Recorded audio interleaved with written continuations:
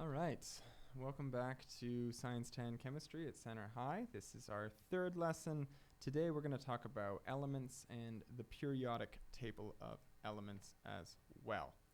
We're going to finish off today's lesson by talking about the characteristics of metals versus non-metals.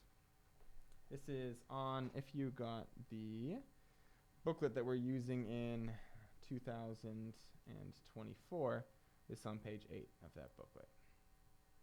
Elements are composed of one type of atom. That's the big takeaway.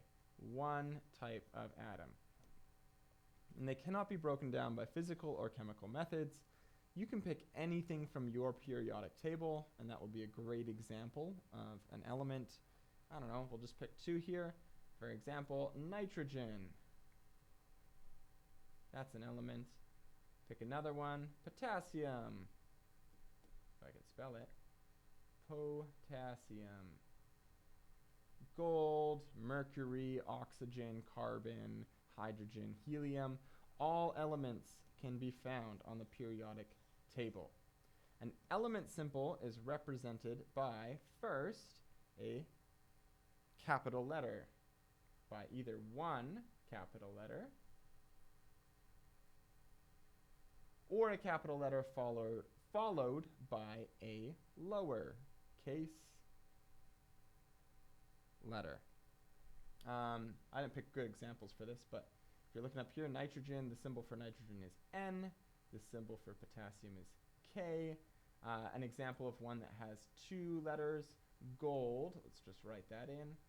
Gold is AU. It's got a capital letter followed by a lowercase letter.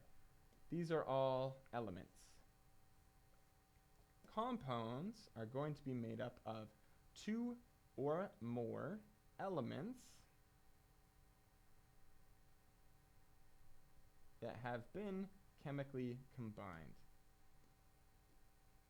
Compounds may be separated into elements by chemical methods, like a chemical reaction, but not through physical methods. So you won't be able to just boil water and separate the hydrogen and the oxygen. Remember, water is an example of a compound. So if we have H2O, that's an example of a compound.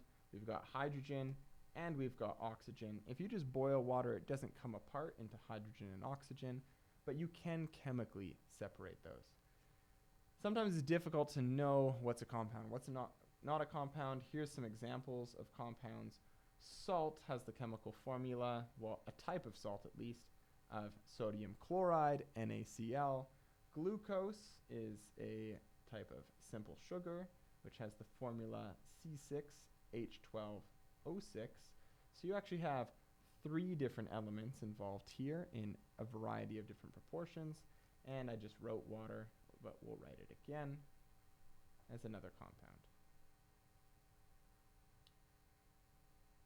Pause the video for a moment and try out the practice questions here. You're going to circle the ones that are elements in question number 1. And then in question number 2, you're going to classify each of the following as an element, a compound, or a mixture. All right. I'm assuming that you took a moment to try out those questions. My key for you is if you're curious as to if it's an element or not for these practice questions, try and find it on the periodic table.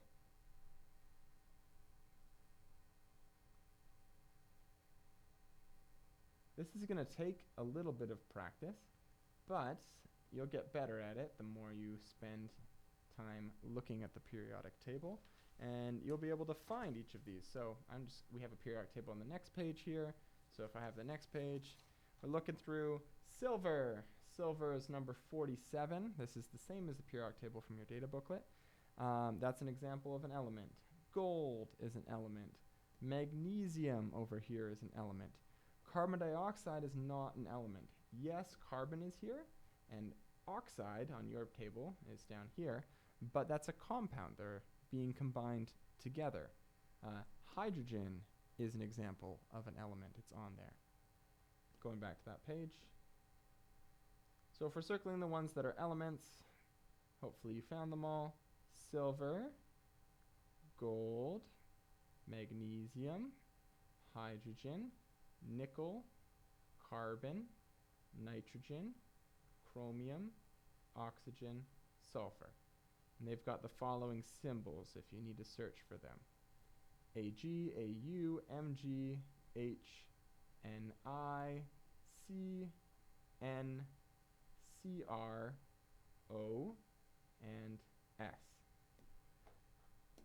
C comes up a lot. We got carbon, we got chromium, we got cobalt. There's others. Just pay attention that C here, carbon, is different than chromium, Cr. Just like N for nitrogen is different than nickel, Ni. Classify each of the following as an element, a compound, or a mixture. So looking through here, we've got, well, I used blue for elements in the last one. So I'll use blue here. Gold, you find it on the periodic table. That's an element. Water, we have it listed above that it's a compound. So it is indeed a compound. Seawater, well, we've just added whatever it is in the sea. And so it's a mixture because it's got salt and stuff mixed in there as well. Sugar, glucose is a type of sugar. There's also sucrose. These are compounds. Air has a bunch of different gases in it. It's not just oxygen. It's actually mostly nitrogen, but there's also carbon dioxide in there. It's a mixture. Carbon dioxide, that has carbon and oxygen in it. If you're familiar with the formula for carbon dioxide, that's CO2, that is a compound. Silver, that was above, that's an element. Ice and water, that's the same thing. This has just had a physical change between it. So these, if water is a compound, ice is also definitely a compound. Let's take a look at the periodic table. We're going to do a little bit of classification on your periodic table here. Groups, that's what we're going to start with. Groups are the columns. So if you're looking at a periodic table, which hopefully you have this one here, but you have it in a larger data book version, these numbers along the top, those are your group numbers. I'm just going to label it here just so it's clear. These are our group numbers.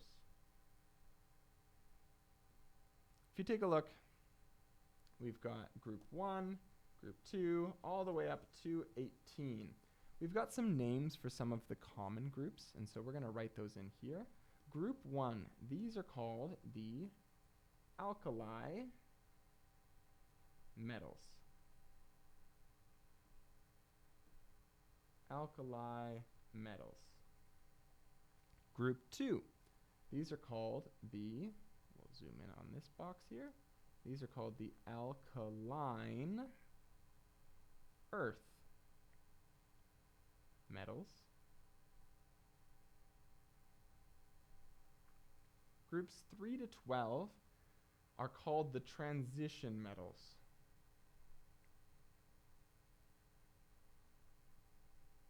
This large block of metals. If you read the names, they're probably a lot of things that you think of as being metals, like titanium or iron or copper or gold or silver. This is this large block of metals. They have interesting chemistry, and we talk about it a little bit, but not a whole lot in Science 10. We're going to jump all the way over here. Group 17 has a specific name. These are called the halogens.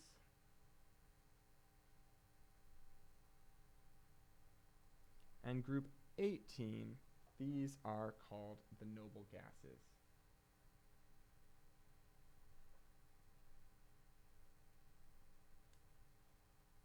I'll put one S on gases. I think that's how we spell it later on in the book. That doesn't cover every single thing on the book, on this table. You'll see some other things here. I mean, you got this whole strip on the bottom. This is called the lanthanide and the actinide series. We call these the rare earth elements. They don't get brought up very much, especially not in Science 10 chemistry. But if you can imagine that this section of the periodic table actually inserts in here, so the whole table is stretched out way farther. That's what's going on. But we're not going to touch these too much. You might see the elements come up but their specific chemistry we're not going to talk too much about. There's also this group here from 13 to 16 that we didn't really talk about. You'll notice that there's this staircase between groups 13 to 16. I'm going to just highlight lightly. I don't want to obscure what's there, so I'm going to make it pretty transparent. But I'm going to highlight in purple some elements that are along this staircase. When I say staircase, I mean this dark black line here. These elements, I'm just going to highlight them. I'm starting with boron, highlighting in purple. Then silicon, germanium, arsenic, antimony, tellurium, polonium, and astatine. If you want to indicate these have a name. We're going to call these metalloids. They're probably going to come up again on the next page when we do a little bit of a coloring exercise. But it's nice to see it here. You're welcome to color on your own copy of your data booklet. You won't be able to use that data booklet for exams. You'll get an exam copy of the data booklet. But for your own reference, it's somewhat useful. These are what we call metalloids. Metalloids. This word metalloids comes from the fact that some of these elements behave like the ones on this side, which you might note: alkaline earth metal, alkali metals, transition metals. All of these, everything to the left of the staircase besides hydrogen, these are metals. So everything this way, I'm going to draw an arrow this way, these are metals. And everything to the right of the staircase that is not a metalloid, not colored purple, everything to the right of the staircase, these are non-metals. So things like nitrogen, oxygen, fluorine, chlorine, bromine, iodine, selenium, selenium, phosphorus, carbon, all the noble gases, and hydrogen, those are all nonmetals. If it helps you remember, I'm going to also make sure I color in hydrogen in blue over here. Hydrogen is in group 1, but it's not a metal, and we don't lump it in with the alkali metals either. So this is a non-metal. The alkali metals you can treat as lithium down to francium. Last thing I want to note here, you'll see here it says the periodic table of elements. I'm going to put some numbers on the side in green. 1, 2, 3, 4, 5, 6, 7. Those are our row numbers going from left to right. We call these periods. There are 7 periods on the periodic table. Group numbers are going up and down, and our periods are going from left to right. Okay. There is a table on the next page that I would invite you to color and work through. And I might refer to it in the upcoming questions. I might flip back to this page. There's the instructions on the top. Everything on the previous page should give you the information you need in order to color this table. So I'm not going to do it, but you are welcome to do so. So I'm actually going to jump here. Each column on the periodic table is called a group or a family. If you look at your table, you'll see that there are 18 groups. Each row is called a period. And if you look at your table and you count from the top down, if we go back over here, this one's a good one. 1, 2, 3, 4, 5, 6, 7. There are 7 periods.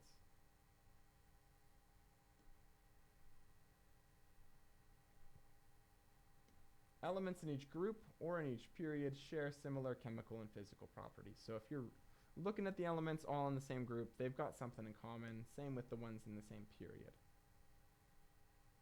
There are 4 groups that are important to know. The alkali metals, those are group 1. Alkali metals are soft, they're shiny, they're silver in color, they are highly reactive. Make a little note here, group 1, except hydrogen. We're going to leave hydrogen out of the alkali metal group. Alkaline earth metals, those are group 2.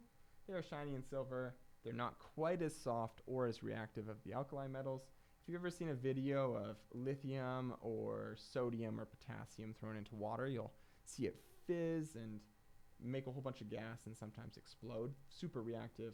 Alkaline earth metals, group 2, like something like magnesium, can be reactive, not quite as much as the group 1s. Halogens, these are group 17. Group 17. They are poisonous and they are very reactive. They'll react with the alkali metals to form salts. So halogen example would be chlorine. Alkali metal example would be sodium. Sodium chloride react together. That's a salt. Noble gases, these are group 18. They do not react. The name noble gases, think of like the nobility that doesn't mix in with the common elements. The noble gases don't react or form compounds with the other elements. Okay. Here's some questions. You're welcome to try them out. I'm going to pause right now and, you should pause right now and try those questions out.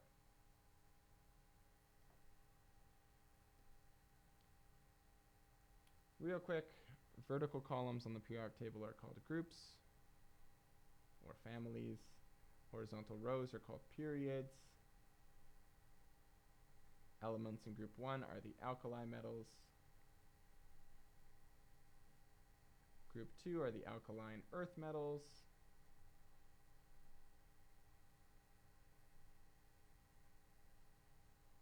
Group 3, these are the transition metals.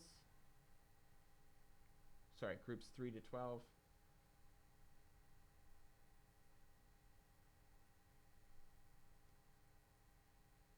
Group 6, these are our halogens. It says here salt formers. That's what the name is from. Gen means to form, halo referring to salt. So these are our halogens. And finally, group 18 are our noble gases.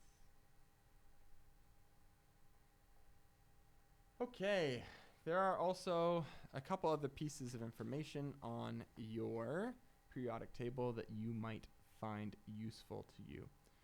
We've got polyatomic elements. They exist in a box. You'll find that on your periodic table where it will list which one of these elements like to be found together.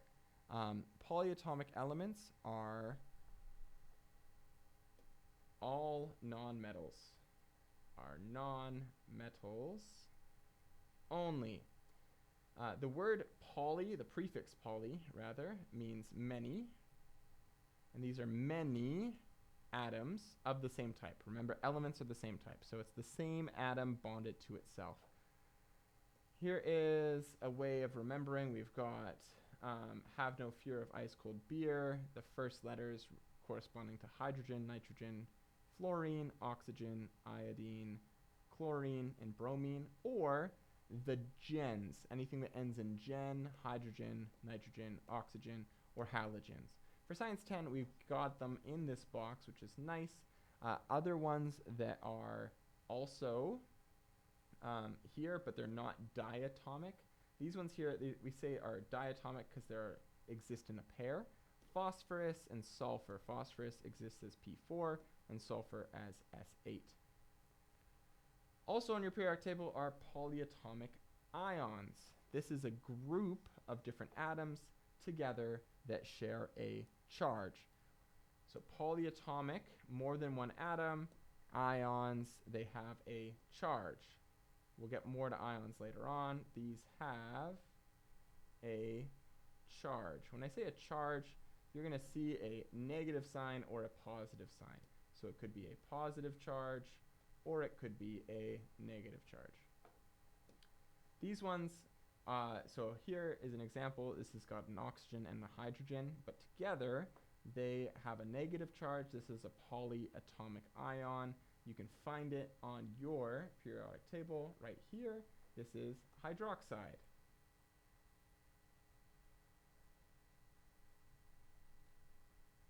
And this one here, this is a sulfur and an oxygen, 4 oxygens, sorry. Sulfur, 4 oxygens, all together having a -2 charge. You can find that on your periodic table. We've got sulfate, and I'll highlight hydroxide from before. You're going to have lots of practice finding those from the periodic table. Last page for today's lessons is going to be characteristics of metals and nonmetals. Why do we bother having these groups anyway? Why do we bother making a distinction where we have a staircase separating these things from these things over here? Well, the reason why is because there's a lot of similar characteristics between these metals and a lot of similar characteristics between these nonmetals, and here's what they are. Right here. Metals. Metals are silver, gray in color. They're often shiny. They're also good conductors. Good conductors of heat and electricity. If you try and run an electric current through a metal, it will do so very well. They are malleable and ductile. We can bend them. We can stretch them. They are solid at SATP. This phrase SATP, or this acronym, think of this as room temperature. It really stands for standard ambient temperature and pressure, but think of it at room temperature. So if you just had them in your classroom or in your house, they would be solid except for mercury, and they are going to form positive ions. More on that in a future lesson, but we call positive ions cations. It's worth writing here. Nonmetals. Nonmetals are poor conductors of heat and electricity. They got a variety of colors. They're not all silver and shiny, though truthfully copper is kind of a cool color on its own. This is copper. This is actually a mixture. Bronze and brass are mixtures of metals. They're not elements themselves. But nonmetals are dull. This is sulfur. Is not a metal at all. It's this yellow color. It's not shiny. They're brittle. Solid sulfur is just going to crumble apart. If you have a graphite pencil, it's brittle. You can just break it in half. That's actually solid carbon. They're going to occur as solid liquids or gases. Lots of them are gases. Lots of carbon's a solid. Sulfur's a solid. Phosphorus is a solid. No real rule here. One thing that does unite them is that they are going to form negative ions for the most part, which we're going to call anions. More on ions later. Metalloids, they're going to share properties of metals and nonmetals. Some of them might conduct electricity a little bit or in certain conditions, things like that. We're just going to list them here. You had highlighted them in purple earlier in this lesson. Boron, silicon, arsenic, tellurium, astatine, germanium, antimony, polonium. The reason I wrote them in this way is that germanium, antimony, and polonium are on the metal side of the staircase, but boron, silicon, astatine, tellurium, and arsenic are on the non-metal side of the staircase. So that's why we've written them in this way. Again, you can take a look at them right back here. These ones that we highlighted in purple. All right. That was one slide too short. Here's your definition for SATP. The International Union of Pure and Applied Chemistry, IUPAC, sets standards for the use of symbols in naming elements and compounds, as well as standards for physical conditions. Standard ambient temperature and pressure, SATP, is defined as 25 degrees Celsius and 100 kilopascals. This is a unit of pressure. So when you see something that says SATP, that's what it means. Go ahead, try these out, and feel free to compare your answers to what is on Google Classroom. And that is it for today.